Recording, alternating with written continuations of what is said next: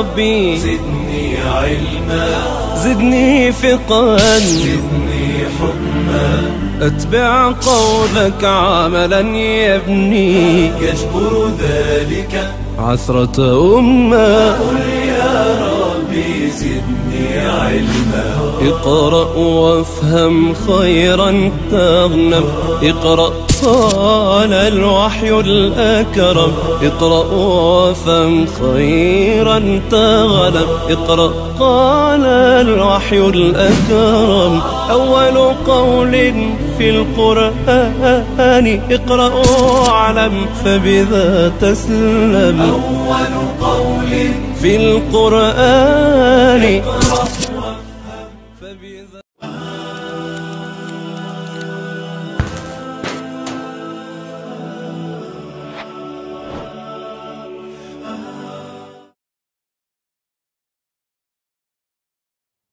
Alhamdulillah wassalatu wassalamu ala rasulillah. Assalamualaikum warahmatullahi wabarakatuh. Waalaikumsalam warahmatullahi wabarakatuh. Yan po ang aming pambungad na pagbati sa inyo, mga ginigiliw naming mga kapatid sa Islam at mga pinagpipitagan na naming mga Christian televiewers na mga Pilipino sa iba't ibang panig ng daigdig. Minsan pa ay narito po kami ni Ustad Ibrahim Romas para ipaglingkod sa inyo ang isang paksa na amin pong pinamagatang Paul versus Jesus.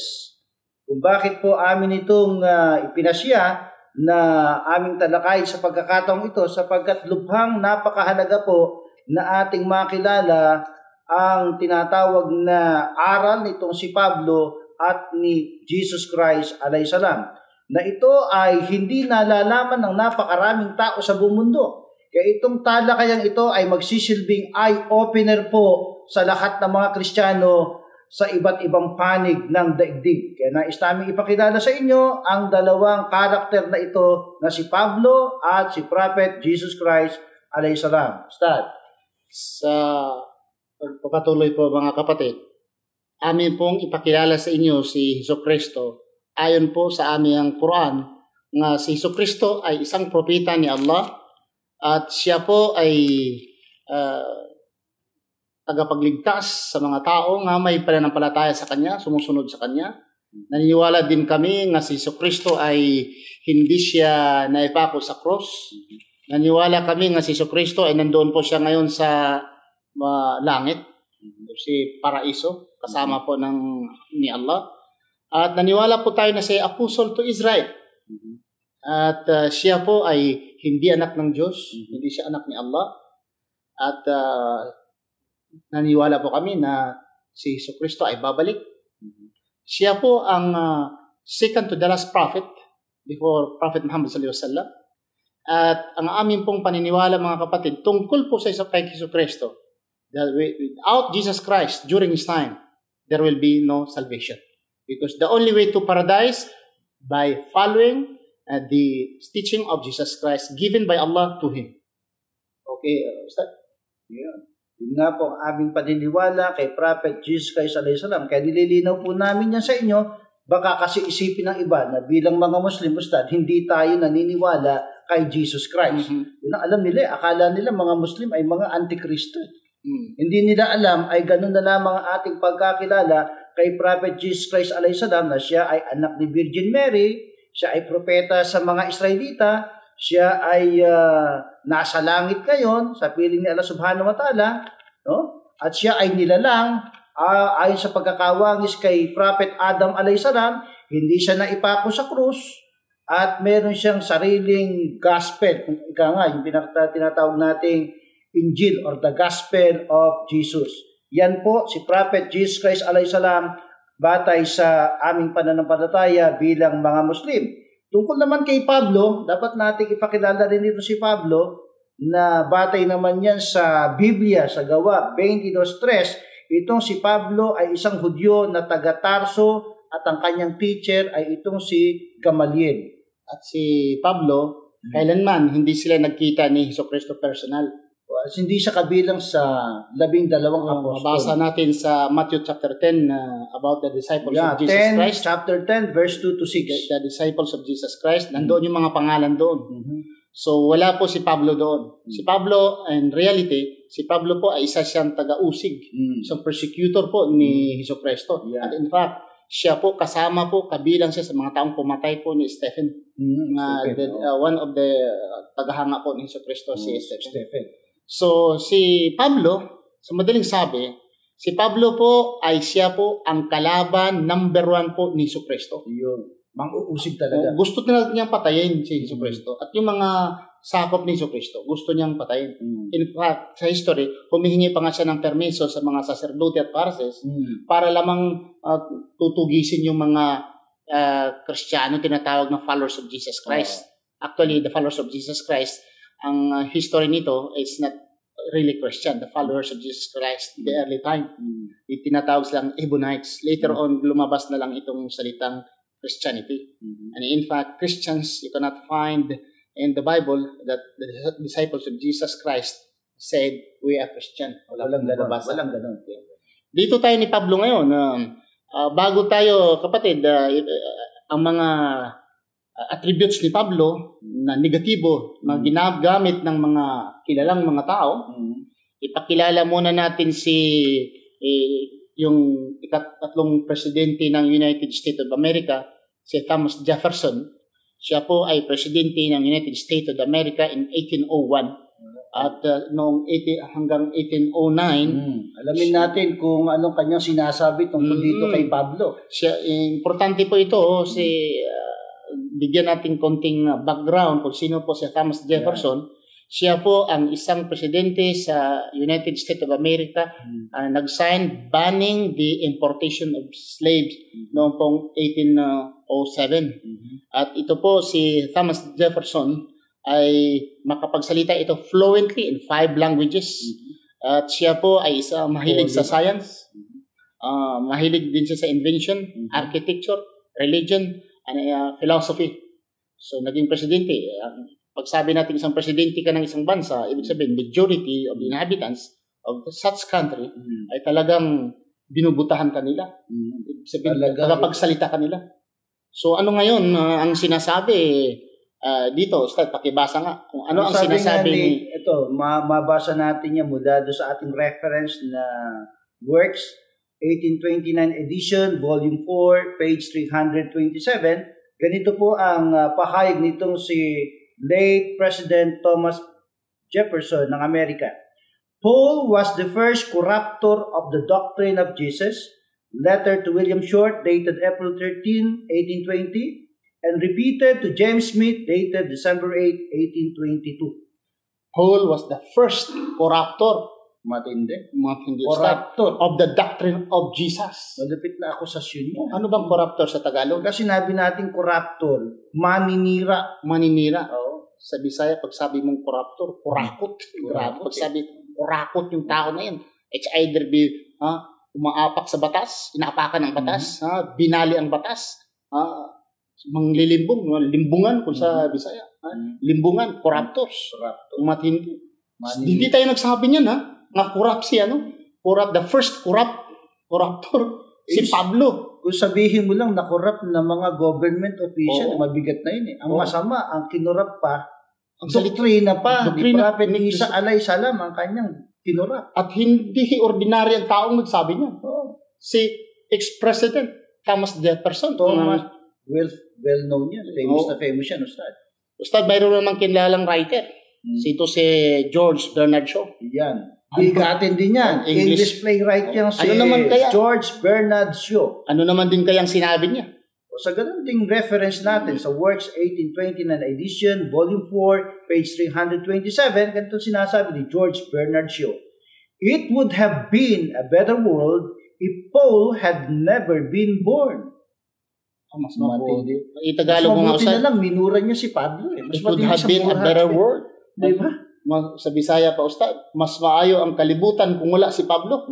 Ibig sabihin, parang nabuwis, ay masilita, masama, no? Sa Tagalog, medyo subtle. Pero matindi rin sa Tagalog. Ibig sabihin, mas magiging makabubutian niya, mabuti ang kalalagayan ng daigdig kung itong si Pablo ay hindi ipinanganak. Grabe. Ang ibig sabihin, yung ipinanganak si Pablo, Buti pa minura na lang nila to eh. Oo. Kesa sa sinabi ko, mas matindi ito. parang pinatay na nila si Pablo. Oo, matindi. Oo. Malapit. Pero hindi tayo nagsabi niya. Magaling na writer ito. Kilalang writer. Oo. At ginamit lang natin ito, Ustad, para maintindihan nila na hindi tayo naninira ni Pablo. Binabasa lang natin ang Biblia at sa babasahan din natin ng mga salita ng mga kilalang mga tao at mga Kristiyano, Ustad. Ang masakla pa dito, hindi mga Hudyo, hindi mga Hindu. Kristiyano yan, ha? Mga Kristiyano. Hindi Muslim yan. Hindi. Kristiyano yan. Bernardo. Meron matindi yung Doctor of Divinity. Doctor of Divinity. Grabe. Ang pangalan ng Si Doctor of Divinity, Ustad, si Reverend Brother Day. Isang DD siya, Doctor of Divinity. Doctor of Divinity, malupit yan. Kaya sinabi mong Doctor of Divinity, ilang taon nagsunog ng kilay yan, ika nga. Ustad, nag-eskwela Buti yan. kung may kilay pa yan. Nagsunog ng kilay. Oo. Alam mo, Ustad, pag mag-Doctor of Divinity ka, mag-eskwela ka muna ng theology sa college. 5 years theology. Doon yan sa sa international university or colleges. Okay. 5 years theology. Okay. Tapos Mag-master 2 years, ka. master. Tapos, doktor pa. Plus 2 years again. Grabe. So, 9 years. Maging 9 years. Tapos, sa Doctors of Divinity, yan ang ibig sabihin, Ustad, sa relihiyon mismo. At nag-aaral siya ng Biblia, of course. Tingnan natin anong sinasabi naman niya. Tungkol naman ito kay Pablo. Ito. Basahin natin. Siniko naman niya, Ustad. Doon ulit sa reference na yan. Ang sabi niya, a call to reject Paulianity and return to Essen Nazarene Christianity. The choice is simple yet profound, and every Christian must make it, Jesus or Paul. In conclusion, he said, I hereby issue a call to all Christians, reject Paulianity and embrace Jesus Christ. Talagang siniko niya, Ustad. Nilaglag talaga niya si Pablo. Dito natin tandaan, mga kapatid, dapat hindi lang tayo makinig sa ating pastor, pangulo po ng ating simbahan, kundi magbasa-basa po tayo mismo sa Biblia at iba pong mga kinikilalang mga tao sa mundo. Dahil baka mayroong kasabihan na pag ang naghihila daw sa iyo ay bulag, sumusunod ka sa bulag, ay kapwa kayo mahulog sa hukay. So yun lang po ang aking masasabi, mga kapatid. Maraming salamat sa inyong panunood. Subaybayan lang po ninyo ang pangalawang episode sa ating topikong pinamagatang Paul versus Jesus. Assalamualaikum warahmatullahi ta'ala wabarakatuh.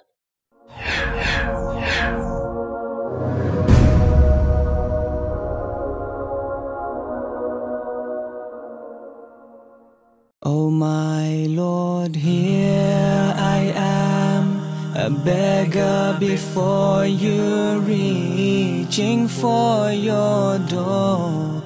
In complete poverty, all I have is my shame and humility. Ya Allah, oh blessed, oh my Lord.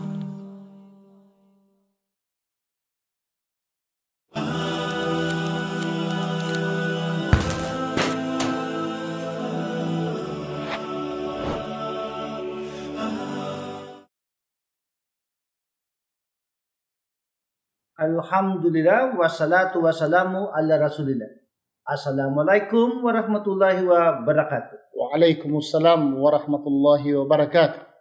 Sa pagpapatuloy po ng ating talakayan na pinamagatan nating Paul versus Jesus, ay ipagpapatuloy po natin ang mga kinakailangan nating maintindihan, maunawaan para lalo nating malaman ang pagkakaiba nitong si Pablo at ni Jesus Christ alayhisalam. Nabanggit po natin na nakaraan yung mga iba't ibang personalidad na mayroong sinabing kritisismo tungkol dito kay Pablo. Ngayon naman ay ating babasahin ang ilang mga kritisismo naman ng mga apostoles ni Prophet Jesus Christ alayhisalam laban dito kay Pablo. At magpapasimula po tayong bumasa dito sa aklat na pinamagatang Acts of the Apostles, chapter 9, and the verse is 26. Yan po ang pinakapambungan nating referensya, Ustad, sa Acts 9:26. Sinabi dito, when he came to Jerusalem, I quote, when he came to Jerusalem, he tried to join the disciples, but they were all afraid of him, not believing that he really was a disciple. End quote. Nang ibig sabihin, Ustad, natakot yung mga disipulo. Mga kapatid, natakot ang mga disipulo. Tandaan natin, sino bang nakakilala ni Pablo? Tayo, mga pare, mga pastor? Sino ang nakakilala ni Pablo? Siyempre, yung mga kababayan niya. Mga Siyempre, kapanahon. mas nakakilala yung mga disipulo ni Jesucristo. Kung natatakot nga ang mga disipulo, apostolis ni Jesucristo, bakit kinakatakutan? Dahil itong tao, dati magdirigma, pinahinahabol sila at papatayin sila. Ngayon, magpakunwari siya na siya ay naging tagasunod ni Jesucristo, na kailanman kahit amoy ni Jesucristo, hindi niya naamoy. Anong anino sa yung shadow? Shadow, anino. Anino Tama, rin. anino. Yung anino mismo ni Jesucristo ay hindi niya nakita, mga kapatid. Tandaan nyo, anino ni Jesucristo. Hindi niya nakita, hindi niya naamoy, hindi naman niya nalalaman na kumusta si Jesucristo. At sabihin niya, ako'y disipulo ni Jesucristo, natakot tuloy. Kaya nga sabi, not believing that he really was a disciple. Talaga hindi sila naniniwala na isa sa disipulo o alagad ni Prophet Isa alayhi salam, itong si Pablo. Sino kayang paniniwalaan natin?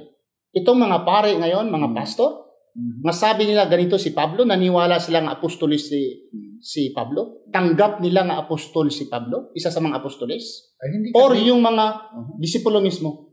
Ang disipulo hindi nila tanggap pero tanggap ng mga pare at mga pastor. Ibig sabihin, hindi sila sumusunod kay Jesucristo. Hindi. Dahil yung mga disipulo ni Kristo, sumusunod kay Kristo. Natural. Kung sumusunod sila kay Pablo, hindi sila Kristiyano. Pauline sila. That's why tinatawag na Pauline Church. Paulianity. Paulianity. Paulian. Hindi Christian. Paulian. So it continues, Ustad. Tingnan naman natin si Kristo. Kung ano po ang binanggit ni Kristo, ay dito naman sa Biblia, sa Matthew 10, versikulo 24, I quote, basahin ko, Ustad. Sige, basahin mo. In English, the student is not above the teacher, nor a servant above his master. Ay, bro, sa mga tuwid, ang estudyante talaga, hindi pwedeng sobra. mas magaling siya dun sa kanyang teacher. At saka yung servant, not above his master. Hindi pwedeng mas magaling siya sa kanyang master. Pero Ustad, kung ang estudyante man ay nag-supersede sa kaalaman ng utak ng teacher, mas maganda. Pero kung sumubra, ibig sabihin sinalungat, pag sa Bisaya, Ustad, gisungay niya ang teacher, hindi pwede yun. Ibig sabihin kung teacher mo sa basketball, Ustad, nag-basketball, medyo hindi marunong masyadong mag-dribble yung nagturo. Yung maturuan niya, ay magaling left and right mag-dribble, mag-shoot. Magaling yun. At pagka nag-lay up kanan, kanan. So magaling ito, okay lang yun. Paano ngayon, Ustad, kung ang tinuruan iba, hindi naman pag basketball ang ginagawa niya, sinasalungat, binato sa bula yung yung nagturo siya teacher, hinawakan na yung bula, binato sa ulo. Kumbaga kinontra na. Kumbaga, yun si Pablo, Ustad. Kumbaga ika nga inismod. Oo, yun si Pablo. Basahin natin sa Hebrews chapter 6 verse 1 and 3. Basahin mo, Ustad. Hebrews. Parang binato niya si Jesucristo sa ulo sa bula. Oo, tingnan mo. Sumubra ito, Ustad. Dahil sa marunong mas siya, ay binato na niya si Kristo. Buti kung si Jesus Christ nga tingnan natin. Tingnan natin yung kanyang ginawa kay Jesus Christ, no? Paano niya nilapas mabuti nga, Ustad, kung teacher. Hindi na pala teacher si Jesucristo. Pero basahin muna natin ito. Saka alamin natin, sino ba teacher nito? Kaya nagawa niya ito kay Kristo. Alayhi salam. Ito sabi. Kaya't tayo'y tumigil na ng pagsasalita ng mga unang simulain ng aral ni Kristo.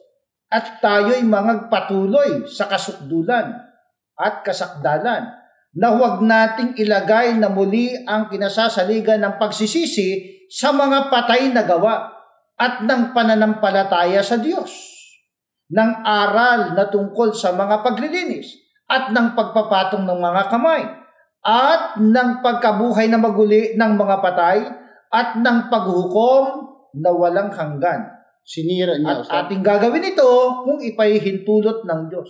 Kaninong turo yun, Ustad, na tinira niya? Katuruan yun ni Kristo. Ni Kristo. Sa English, Ustad, medyo kasi ang Tagalog, mga Cebuano, karamihan may mga Cebuano nakikinig, medyo hirap sa Tagalog.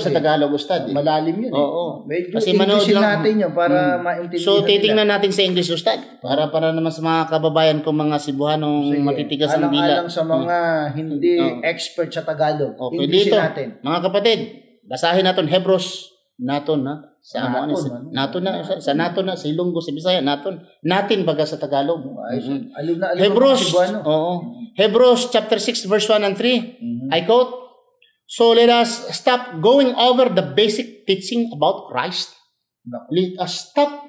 Pinatitigil. Hunungon. Sa Bisaya to, hunungon. Pinatitigil. So going over the basic teaching of Christ. Basic pa, Ustad. Ang iba doong Ustad, terminology, the elementary. Let us leave the elementary doctrine of Christ. Elementary. Bakit sa kanya secondary? Dito naman basic. Anong basic teachings of Christ about again and again, and let us go instead to become mature in our understanding, to become mature. Nang ibig sabihin, Ustad, immature kay Kristo. Immature, ha? Kasi sabi niya, to immature. Ustad, pag sabi mong immature kang pagkatao, insulto yan. Masama yan. Immature itong mga tao na ito. Immature, grabe. Paninira yan, Ustad. Tinira ni Tinira si Jesus Christ. Surely we don't need to start again with the fundamental importance of repenting from evil deeds. Ustad, hindi pala dapat magsisi sa masamang katuruan ni Kristo. Ang repent is katuruan ni repentance. Turo ito ni Kristo. Turo din ng pinsan ni Jesus Christ na si si John the Baptist. Ayaw niya mag-repent, Ustad. Kung kayo magkakasala na, that's why mga Kristiyano ngayon, Ustad, ayaw lang mag-repent. Dahil hugas na sila sa dugo ni Kristo. Kaya Kristo, Ustad, is to have eternal life is through repentance. Kay Pablo, makapasok ka sa paraiso, sa dugo ni Kristo. Yan ang katuruan ni Pablo. Manggagamit pa Ginamit pa si Kristo. Matapos nasiraan si Kristo, ginamit. Ang problema lang, Ustad, hindi niya teacher si Kristo. Hindi. Sino ba teacher niya? Taong yan. Kasi hindi alam nung Ustad, babasa natin kung sino teacher nitong si Pablo. Acts 22 verse 3, Ustad. Si Gamaliel. Basahin natin kung sino teacher niya. Basahin mo. Sa Gawa 22:3. Kasi alam nung nakararaan niya, ang teacher ni Pablo ay si Jesus Christ. Yun ang tinuturo sa simbahan. Na ang teacher ni Pablo ay si Kristo. Pero hindi. Si Pablo mismo ang umaangkin na hindi si Kristo. Natin, Ustad, na si Pablo ang magsabi. Baka akala, nag-iimbento tayo dito. Sige, basahin mo, Ustad. Sa Gawa 22:3, ito ang sabi ni Pablo. Ako'y Hudyo na ipinanganak sa Tarso ng Cilicia. Datapat pinapag-aral sa bayang ito sa paanan ni Gamaliel na tinuruan alinsunod sa mahigpit na kaparaanan ng kautusan ng ating mga magulang. Palibhasa'y masikap tungkol sa Diyos na gaya ninyong lahat ngayon. Ibig sabihin, very clear, Ustad, na hindi niya sinasabi nga si Kristo. Sinasabi niya nga si Gamaliel, ang kanyang teacher. Isang Hudyo, Ustad. Oo. Ano kayang reliyon yun? Kasi si Kristo ang nagdadala ng tamang reliyon. Ang tanong, ano kayong reliyon ni Gamaliel? Magkaiba sila ng reliyon. Baka terorista yun. Doon siya nag-aaral Kasi pinapatay niya si Kristo ang mga disipulo ni Kristo ay hinahabol niya. Baka naman ang nagtuturo si Gamaliel, baka anong klase yun? Yung religion nila, anti sa religion ni Jesus Christ. So, Ustad, maraming katuruan dito ngayon na tinuturo sa simbahan na hindi po ito tinuturo ni Kristo. Okay? Gaya, for example, Ustad, yung sa dugo ni Kristo, yung grace, faith, yung original sin. Hindi yan tinuturo ni Kristo. Kailanman si Kristo ay hindi nagtuturo ng original sin. Kailanman si Kristo ay hindi nagtuturo sa dugo niya. Ustad, pag magturo ka ng dugo at ito'y maghugas or inumin mo ng dugo, kwan yan, Ustad. Vampire yan ng style na gano'n. So, tandaan natin mga kapatid, na kung gusto tayo pong sumusunod kay Kristo, tingnan natin kung ang tinuturo ay kay Kristo magaling. Baka kay Pablo yan. Kay Pablo ay ang tinuturo ay kay Pablo. Yun ang problema, Ustad. Tingnan nga natin dito. Tingnan naman natin dito sa Biblia, Ustad. Therefore, sabi niya ni Pablo, ito, Ustad, ay atin lamang itong tatalakayin sa pangatlong episode dahil medyo hinahabol tayo sa panahon. So, mga kababayan, subaybayan lang po ninyo ang pangatlong episode sa programang ito na pinamagatang sa topiko natin ay Paul versus Jesus. So, mga kapatid, Maraming salamat sa inyong panonood. Subhanakallah, Allahumma bihamdika, asyhadu an la ilaha illa anta, astaghfiruka wa atubu ilaik. Assalamu alaikum warahmatullahi ta'ala wabarakatuh.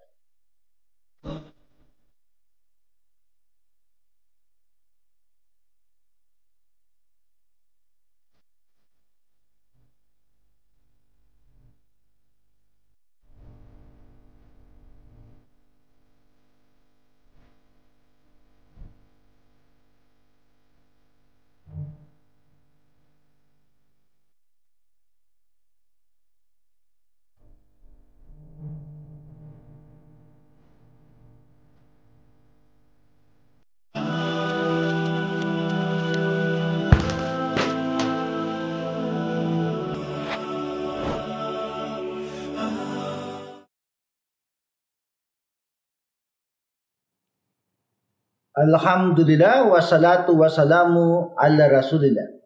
Assalamualaikum warahmatullahi wabarakatuh. Waalaikumsalam warahmatullahi wabarakatuh. Ito po ang ating ikatlong episode ng ating talakayan sa paksang pinamagatan nating Paul versus Jesus. Naiwan natin nakaraan, Ustad, yung pinag-uusapan natin, may kilala naman kay Pablo na may binabanggit siya na sistema ng pagliligtas na yan ay hindi naaayon kay Prophet Jesus Christ alayhi salam. So sinabi niya dito, Ustad, sa Hebrews chapter 9 verse 22, I quote, "Indeed, under the law almost everything is purified with blood, and without the shedding of blood, there is no forgiveness of sins." Unquote.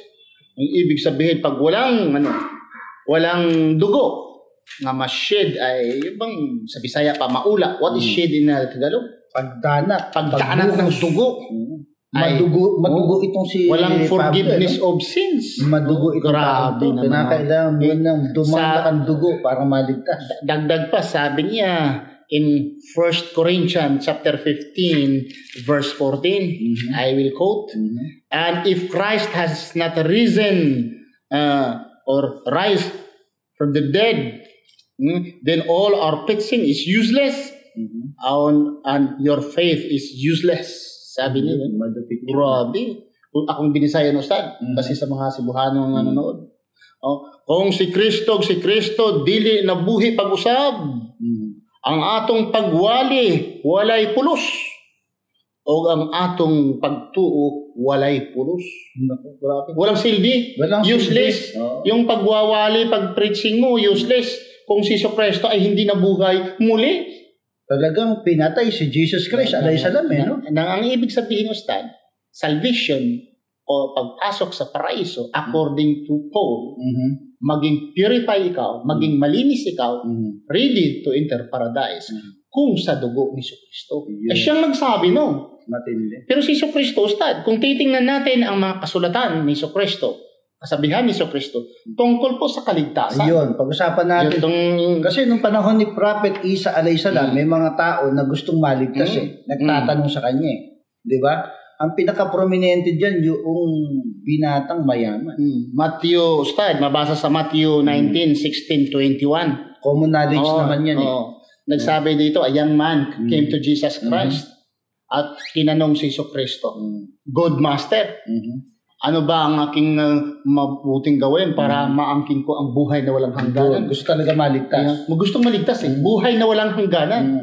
Pag sabi mong buhay na walang hangganan, ito'y magkakaroon ka lang ng buhay na walang hangganan sa paraiso. Natural. Okay. So entering to paradise, anong sinagot ni Kristo? Sinabi niya, sa aking dugo, ako mamatay. Hintayin mo muna ako mamatay. Hindi. Sinabi niya pa, sabi ni Kristo, "Why you call me good?" Bakit tinawag mo ako na mabuti? Okay. Mabasa ito, Ustad, sa Matthew 19:16-21. And the man said, yung tao, sabi niya, "Which commandment?" Si Kristo nagsabi, "Thou shalt not murder. Thou shalt not commit adultery. You shall not steal. You shall not give false witness or testimony." Sabi naman ng yung, "All these things I have kept." Lahat dito ay akin ng nasunod. Binabantayan ko na since from my youth. Yung bata pa ko hanggang ngayon. Tuloy si Kristo, sabi niya, "If you will be perfect," kung gusto po ikaw ma-perfecto, "sell that thou hast and give it to the poor. Come and follow me. Ibig sabihin, maging perfecto ka. Maging makamtan mo ang buhay na paraiso. Ha? Bantayan, susundin, ang kautusan ng Diyos. Hindi pala sa dugo, So, Ustad. keeping the commandments of God. The story, remember the story, Ustad, yung babae. This is a real story according to the Bible. At may mga issue naman dyan. Ito yung dagdag o bawas.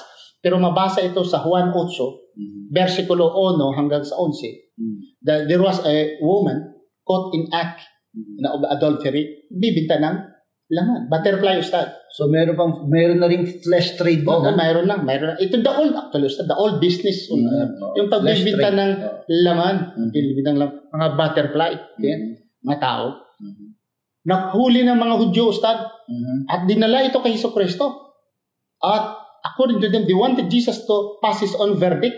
Sabi nila, sa batas ni Moses, itong babae na ito ay patayin through stoning. Babatuhin hanggang sa mamatay. Oo, hanggang mamatay. Tapos, anong ginawa ni Jesucristo, Ustad? Ayon sa Biblia, papasa natin Juan 8 o hanggang sa 11. Nagsulat si Jesucristo. Medyo hindi siya nakarinig at nagsulat, yumuko at nagsulat sa At bandang huli, nagsasalita sila, nag-accuse sila, sabi naman ni Jesucristo, sinong walang kasalanan, batuhin. Siya ang unang babato. Sinong walang kasalanan, siya ang unang babato. So, siyempre, hindi natin alam, baka yung mga tao na yun, baka nakaganda din sa butterfly na yun. Guilty sila. Nag-alisan, Ustad, ayon sa record, nag-aalisan.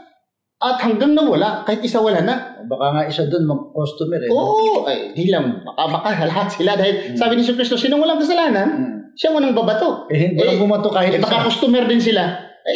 Yung babae, nandun naman talaga sa Biblia nga, isang babae na nagbibinta ng laman. Baka hindi natin alam.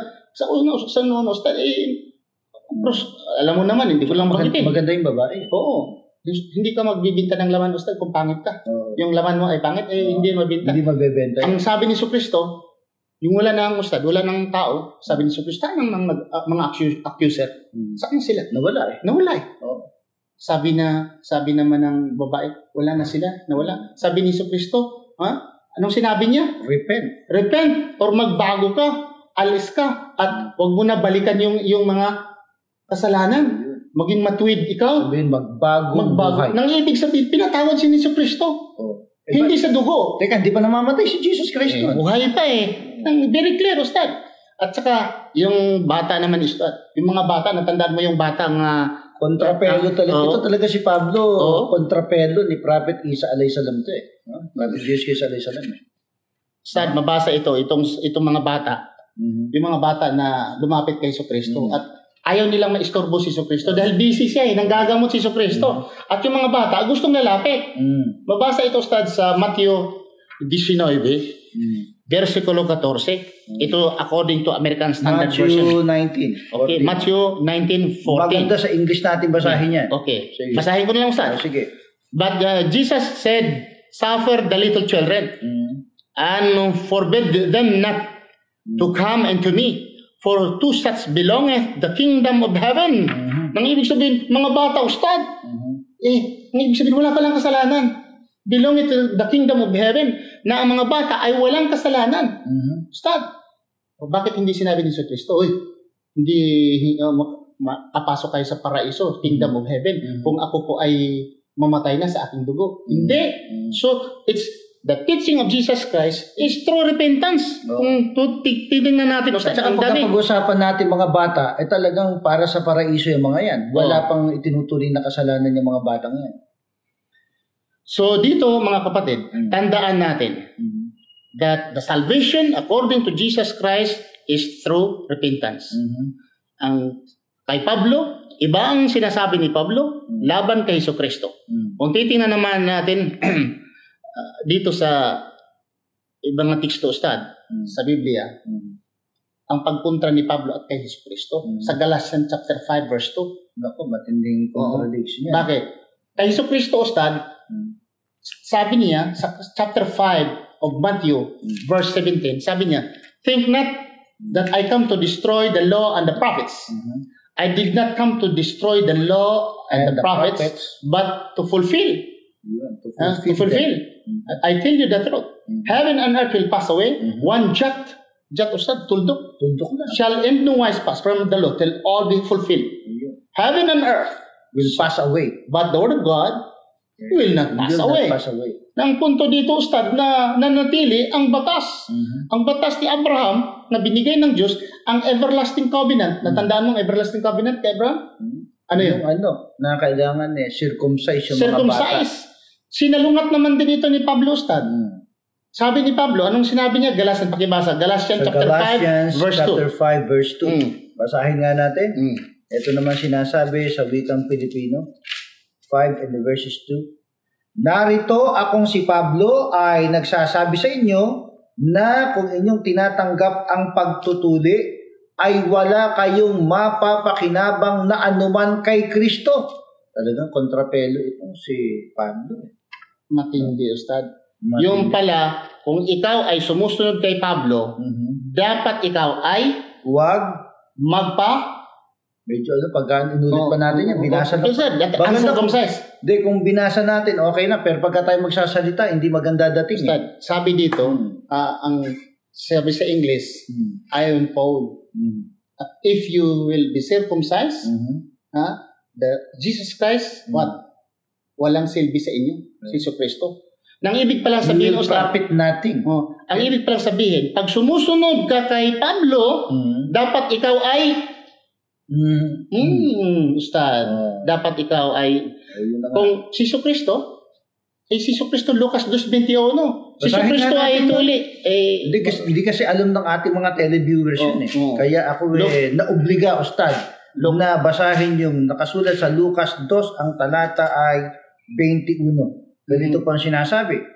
Ito ang sinasabi. At nang makaraan ang 8 araw, upang tuliin siya, ay tinawag na Jesus ang kanyang pangalan na siyang itinawag ng anghel bago siya ipinaglihi sa tiyan. So it's very clear, Ustad, na si Abraham nakatanggap ng covenant, everlasting covenant from God, circumcision, the everlasting covenant. At naman, kay Jesu Kristo, it continues na sumusunod siya. Matthew 5:17 nga, sumusunod siya sa batas at sa mga propeta. That's why tinuli si Jesu Kristo. Lucas 2:21.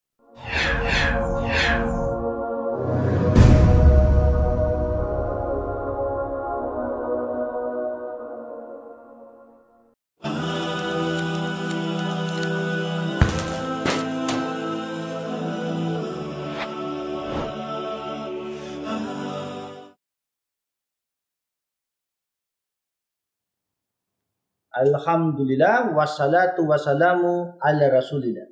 Assalamu alaikum warahmatullahi wabarakatuh. Waalaikumsalam warahmatullahi wabarakatuh. Sa pagpapatuloy po ng ating talakayan na ating pinamagatang Paul versus Jesus, ay nandito po kami muli ni Ustad Ibrahim Romas upang ipagpatuloy ang ating napakagandang talakayan, Ustad. Ustad, kung tatanungin natin ang mga kababayan nating mga Kristiyano o sino man sa Pilipino o even the non-Filipinos about salvation, paano ba maligtas ang tao? Ang isasagot ay walang iba kundi sa dugo ni Jesu Kristo. You believe Jesus Christ as God? You believe Jesus Christ died for your sin? Save you. By your faith, you are saved? Yun ang sasabihin talaga. Pero si Jesu Kristo, Ustad, hindi. Salungat, mabasa ito sa Matthew 9, versikulo 3, na nagsasabi, but go you, I will quote, but go you and learn what that means. I will have mercy and not sacrifice. Not sacrifice, sinasabi dito. For I am not come to call the righteous, but sinners to repentance. Very clear, Ustad. Repentance ang pinagmamalakay ni Jesu Kristo. Ang tinuturo ni Jesu Kristo, repentance. For what? Para paraiso. Following the law and repent. Hindi sa dugo, crucifixion, mabuhay ka muli. Hindi. To repentance na nakita natin kaya pinababasa natin. Pero si Pablo, sisingit talaga yung mga doktrina ni Pablo, Ustad. Dahil si Pablo, siya mismong nagsabi, liar siya. Ano bang liar sa Tagalog? Sinungaling. Sinungaling, bakakon sa Bisaya. Sabi ng Hapon, Usotski. Usotski, bakakon. Di tayo nagsabi ha. Ang Biblia nagsabi. Siya mismo ang angkin. Mabasa ito kapatid sa Romans chapter 3 verse 7. Baka sasabihin ninyo na ako ang nagsasalita nito. Nagsabi dito. I quote, "For if the truth of God hath more abounded through my lie, and to His glory, why yet I also judged as a sinner." Ang sinabi dito. Mukha, ginajustify pa niya kanyang kasinungalingan. Itagalog mo daw, Ustad? Sabi dito sa Romans yan, no? Romans chapter 3 verse 7. Ito sa Tagalog.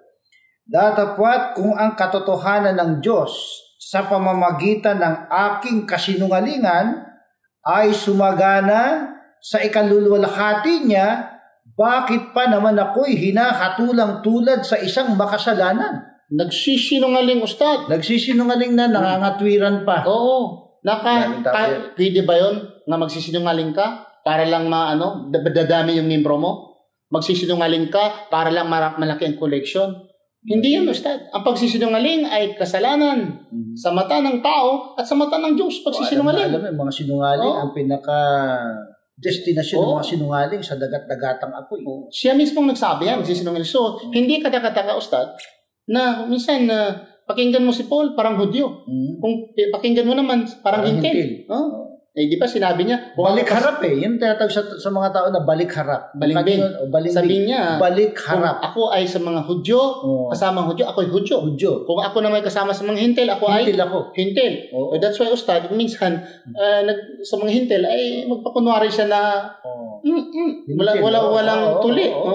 Damdaman sa Hudyo, magpatuloy aray siya. Isa nga doon sa kanyang si Timothy yun Ustad, kasi yung katuruan nga sa dugo ni Jesucristo, mapaparaiso ikaw sa lungat ito, sa katotohanan. Bakit?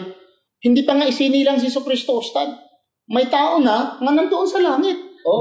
Ustad, mabasa natin ito sa 2 Kings chapter 2 verse 1 about Elijah. I will go to Ustad. When the Lord was about to take Elijah up to heaven in the whirlwind, Elijah and Elisha were on their way from Gilgal and Coat. Okay. Yan si Elijah, no? Si Elijah. Kung ito hindi naniwala sa pagpako ni Jesucristo, hindi naniwala ito sa dugo ni Jesucristo, hindi ito naniwala sa resurrection ni Jesucristo, at sabi niya walang makapunta sa langit kung hindi maniniwala dito. Bakit si Elijah nandoon na? Ang matindi, Ustad, si Satanas. Malupit siya. Bakibasa nga ni Satanas, Ustad, sa istorya ni Satanas. Kung sabihin nila, maniniwala sa resurrection at crucifixion ay sa dugo ni Jesucristo ay makapasok sa paraiso o sa langit. Si Satanas, Ustad, pakibasa, Job chapter 1. Basahin mong istorya sa Tagalog. Magulat. Si Satanas, grabe. Bakit ba? Naniwala ba si Satanas? Tungkol ba sa dugo ni Jesucristo? Nakapasok sa langit sa paraiso. Kasi nandoon siya nakikita. Ang tanong gaano kadalas siya doon sa paraiso? Tingnan mo sa Job. Ito sa 1, no? Okay. Basahin mo, Ustad. Tinatanong ito pinakamababasa natin. Okay. Sige, Job. Ustad. Job chapter 1. Verse 1 down. Pakibasa. Job was... Okay, ito. Basahin natin. No? Sige, basahin mo, Ustad. Verse 1. May isang lalaki na sa lupain ng Ur, ng pangalan ay Job. At ang lalaking iyon ay sakdal at matwid at natatakot sa Diyos at humihiwalay sa kasamaan. At may ipinanganak sa kanya na 7 anak na lalaki at 3 anak na babae. Ang kanyang pag-aari naman ay 7,000 tupa at 3,000 kamelyo at 500. Ustad, doon tayo kay Satanas, sandali lang. Sa verse 1, sinabi dito sa ulitin ko sa English, Ustad, sa English, dito sa verse 1 muna. Job chapter 1, verse 1. Sabi dito, there was a man in the land of Uz whose name was Job, and that man was perfect and upright. Perfect and upright. Hindi tayo nagsabi, Ustad, kung sabihin man ni Pablo ang lahat ay nagkakasala, ang lahat ng tao ay nagkakasala at hindi makapasok sa paraiso. Sinabi dito sa Biblia sa Old Testament, perfect. Perfect. May walang bawas, walang dagdag. Ibig sabihin, paraiso. So, dito naman tayong tungkol kay Satanas. Ang punto ko dito, at sinabi ng Panginoon kay Satanas, Anong verse? saan ka nang galing? anong verse, Ustad? Verse 7 to. Verse 7 ng Okay. Job, chapter 1, verse 7. At sinabi ng Panginoon kay Satanas, saan ka nang galing? Nang magkagay sumagot si Satanas sa Panginoon na nagsabi, sa pagpaparoot parito sa lupa at sa pagmamanik manaog doon. At sinabi ng Panginoon kay Satanas, iyo bang pinansin ang aking lingkod na si Job? Sapagkat walang gaya niya sa lupa, nasakdal sa matwid at matwid na lalaki at natatakot sa Diyos at humihiwalay sa kasamaan. So, ang punto natin dito, mga kapatid, Itong si Satanas. Itong si Satanas, kung sinasabi ng ating mga pastor dyan, mga pare, na walang makapunta sa langit kung hindi magdaan kay Kristo, or pupunta naman tayo kay Pablo, na kung hindi maniniwala sa dugo at resurrection, yung pagkabuhay muli ni Kristo, at yung napako si Kristo, hindi ka maniniwala, ay walang paraiso sa'yo, paano ito si Satanas?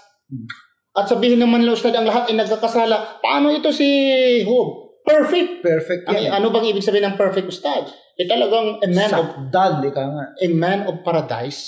Pag sabi natin na perfect, Ustad, a man of paradise. Ustad, matindi ito. Si Satanas, Man of paradise ba yan? nandun sa paradise Nakipag-usap siya sa Diyos Saan ka galing, Satanas? Anong ibig sabihin? Parito Oo, akyat, Ustad, walang ticket. Akyat manaog. Ang ibig bang sabihin, Ustad, si Satanas dumadaan kay Jesus Christ. at naniwala siya sa dugo ni Kristo? Si Elijah naman. Si Elijah po ba ay naniwala ba sa dugo ni Kristo? Pagkabuhay muli? Hindi rin. Ustad, marami itong bagay nga dapat ayusin natin, mga kapatid. Mga kapatid ko, mga Kristiyano, ginigiliw ko, mga kababayan, mga Pilipino, lalo na. Oy, kamo yung tawag mga Cebuano. Pagbasa po din mo dudong. Paningkamot mong pagbasa, ayaw may tawag salig niya ng mga tao nga baka kung daw matod siya ang mga pulong. Dili ako nagsulti niya na. Hindi ako nagsasabi niyan, mga kapatid. Nga si Pablo mismo nagsasabi nga siya po isang sinungaling. Ito ay sinasabi niya, Ustad. Sa Biblia, kanina ng ating binabasa sa Romans chapter 3 verse 7, for if the truth of God hath more abounded through my lie, Talaga sinungaling. sa aking pagpamakak, kung ang kamatuoran sa Diyos, sa Bisaya, kini nagahatag og kaayo kaayuhan og naghimaya, pinaagi sa akong pagpamakak. Grabe. Pagpamakakon, Ustad. Talagang hindi natin masisisi yung mga critics nitong si Pablo. Oo. Naalala natin, sinabi nitong si dating presidente Thomas Jefferson, sinabi rin ni George Bernard Shaw, at saka anong tinatawag na Doctor of Divinity na si Reverend Brother Day. So, dito tayo Sinungaling kasi. Matindi ito, Ustad. Kung if your salvation, you believe Paul, that this teaching of Paul will lead you to paradise. Kontraryo kay Kristo. Dahil si Kristo, sabi niya, hindi siya nagturo ng sakripisyo, kundi mercy and repentance. At maliban pa dyan, si Kristo, makita natin yung istorya ng babae. Nung nagbebenta ng laman, pinatawad si Kristo. Pinatawad. Oo. At yung the prodigal son, the story of the prodigal. Hindi sinabi na hintayin mo munang mamatay ako para maligtas. Yung story of prodigal son, do you remember the story of the prodigal son? Simple, talagang hindi pa namamatay yung magulang, hiningi na yung kanyang mana. Oo. At kinuha na. At tumakas. At pumunta sa ibang bayan, di ba? Pagkatapos ginugol niya yung kanyang tinanggap na mana, no, sa iba't ibang mga kalayawan hanggang sa maubos. At bumalik at humingi ng tawad, pinatawad. Yan ang salvation, mga kapatid. So maraming salamat, mga kaigsuunan sa Binisaya. At maraming mga sa aming nanonood dito, mga kababayan na Kristiyano at mga Muslim. Sa inyong pamanood, abangan ninyo ang pang-5 episode sa aming topikong pinamagatan po namin, Paul versus Jesus. Subhanakallah, Allahumma bihamdika, asyhadu an la ilaha illa anta, astaghfiruka wa atubu ilaik. Assalamu alaikum warahmatullahi ta'ala wabarakatuh.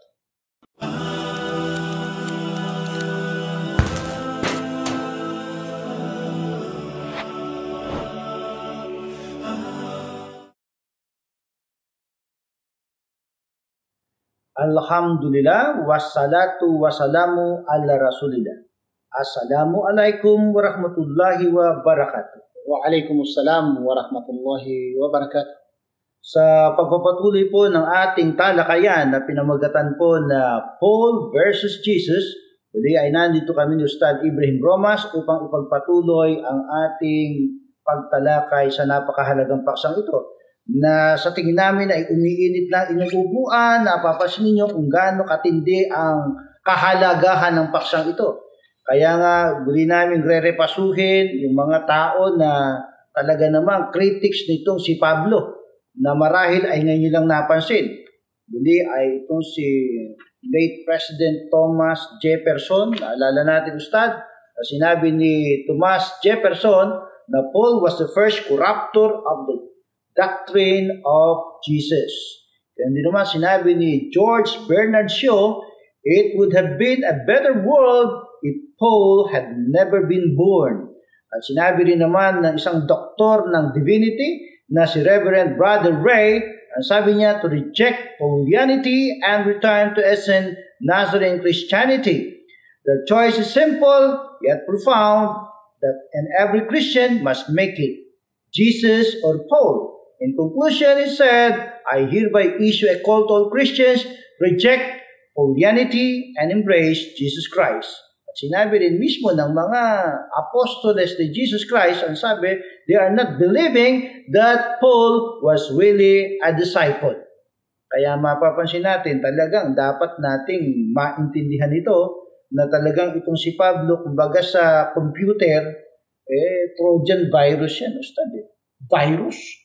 Sa relihiyon ni Jesus Christ. Sa pagpatuloy, Ustad, itong mga nanonood natin, baka ma-misunderstood tayo na hindi tayo naniniwala kay Kristo. Kaya so, nga, basahin ko linawin natin yung ating paniniwala. Na wala pong isang Muslim sa mundo kung hindi po kami naniniwala kay Kristo. Hindi kami matawag na Muslim kung hindi po kami naniniwala sa Kanya bilang sugo, propeta, nagdala ng mga mensahe, naggamot ng mga may kitong, pilay, at nagbigay pa siya ng buhay yung namatay sa kapangyarihan ng Panginoon. Mabasa ito ay lahat sa Quran. So mga kapatid, dito sa topikong ito, baka magtanong kayo, bakit naman ginagamit namin ang Biblia ng Kristiyano? Dahil ito issue Kung babasahin kasi namin ang Quran, mga kapatid, wala ditong Paulo sa Quran. Mayroong Jesus pero walang Paul.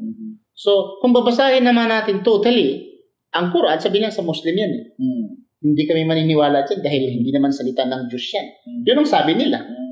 So, tayo, wala tayong magagawa. Kundi mapipilitan tayo na gagamitin yung sarili nilang aklat para maniniwala sila na ang tinatawag na Paul, ginagalang nilang Paul, nagbibigay ng kalayaan, nagbigay ng kaligtasan, o magdala sa paraiso, yung dugo, yung pagkapako ni Kristo, pagkabuhay muli, paniniwalang faith, yung faith na tinatawag without works.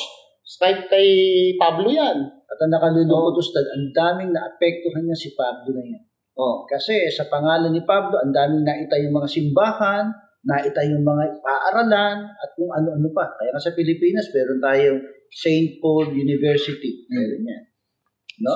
So, tandaan natin, Ustad, yung sinabi niya sa Hebrews chapter 6, verse 1 and 3, sabi niya, let us leave the elementary doctrine of Christ and come to maturity. Sa iba namang lingwahe dito, sinabi, and let us stop going over the basic teaching of Christ.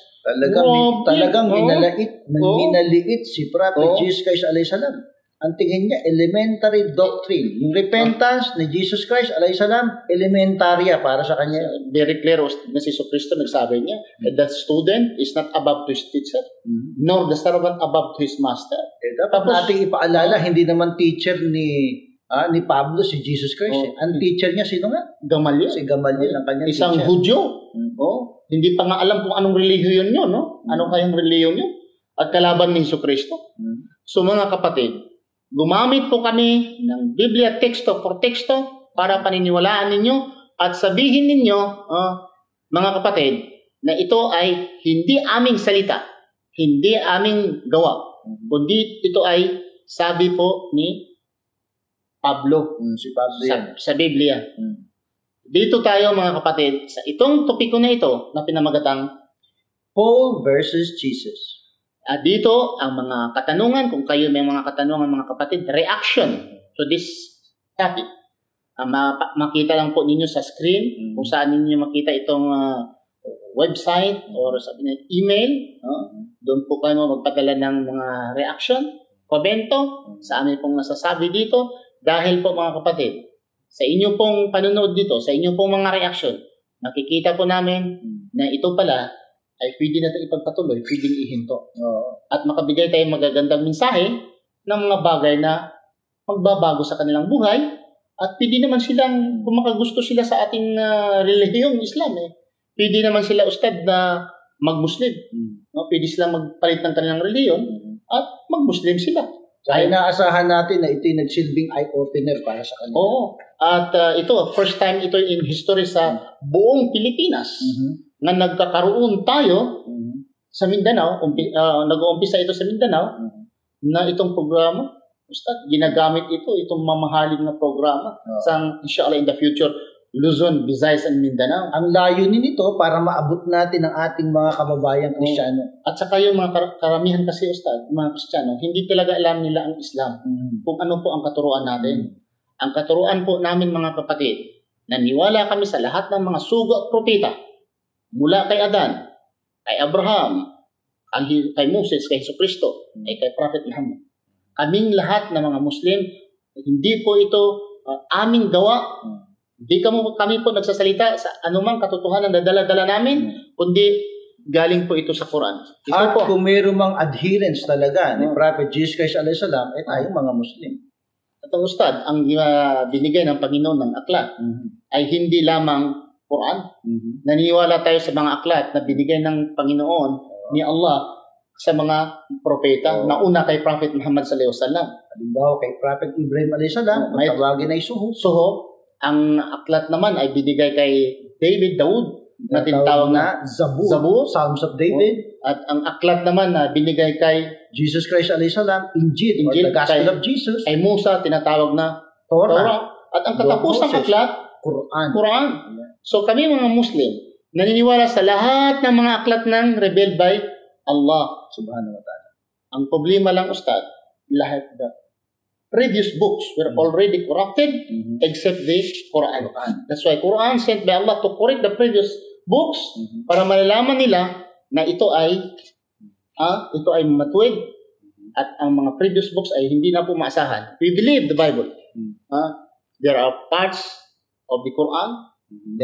We believe there are true word of God. There are true word of God in the Bible. But today, hindi na namin babasahin ang itong Biblia. Hindi na kami nagbabasa ng Biblia. Hindi na sa aming paniniwala. Dahil kaming mga Muslim, dito na po sa Quran. We use the Bible for comparative information para po na silang mga Kristiyano maniniwala kung ano ang ating sinasabi. Hindi, kasi sabihin natin, uulitin ko, kung gagamitin po natin ng Quran, wala pong ibang mapupuntahan ang mga Kristiyano, kundi sabihin nila, Quran sa inyo lang yan. Okay? Hindi kami susunod sa inyo. Hindi kami maniniwala sa inyo. Dahil yan po ay Quran. So kami napipilitan po. Gagamitin ang Biblia. Ito po ay New International Version. At ito po King James Version. At marami po mga version. Yun lang po ang aming masasabi. Ustad, ano po ang iyong masasabi sa... Masasabi natin dyan ay malinaw kung bakit aming tinalakay ang paksang ito sapagkat maraming hindi nakakaunawa tungkol sa kung sino ba itong si Pablo. Kaya nilinaw namin sa inyo anong klaseng tao yan na ang malungkot, ang karamihan sa mga Kristiyano, ang sinusunod na aral, yung aral ni Pablo at hindi ang aral ni Jesus Christ alayhi salam. Akala ninyo, ang nasusunod ninyo ay si Kristo alayhi salam, pero maling-mali po. Kaya nilinaw po namin yan sa aming talakayan na Paul versus Jesus. Sana ay naunawaan nyo, nasundan nyo kami sa aming talakayan sa mga sandaling ito. At ang masakla pa, Ustad, ang akala nila na ang teacher ni Pablo ay si Jesus Christ. Si Jesus Christ. You read no. the name of the disciples of Jesus Christ. Mabasa po natin, kapatid, Matthew chapter 10, verse 1 to 6. The names of the disciples of Jesus Christ. Wala pong mabasa pangalang Pablo. At never si Pablo nakakita sa anino ni Jesucristo, never siya nakaamoy ni Jesucristo, never siya nakatouch sa kamay ni Jesucristo. At Ustad, tandaan natin, walang kaligtasan sa Christianity kung hindi kayo sumusunod sa aral ni Jesucristo. Dahil si Jesucristo nagtuturo po ng may darating na propeta at nagtuturo din si Jesucristo na mayroong susunod na aklat mismo. Marami, sabi niya, marami pa akong sasabihin sa inyo, but you could not bear them now. But when He, the Spirit of truth, will come, He will guide you all the truth. And we say, this is the Quran. You believe the word of Jesus Christ, believe in the last prophet from Muhammad sallallahu alaihi wasallam, and the final book, which is the Quran. The ultimate word of God that never been corrupted, memorized by thousands and thousands of people. Sabihin ko na lang, Subhanakallah, Allahumma bihamdika, asyhadu an la ilaha illa anta, astaghfiruka wa atubu ilaik. Assalamu alaikum wa rahmatullahi ta'ala wa barakatuh. Ang programang ito ay hatid sa inyo ng Fanar Community Channel.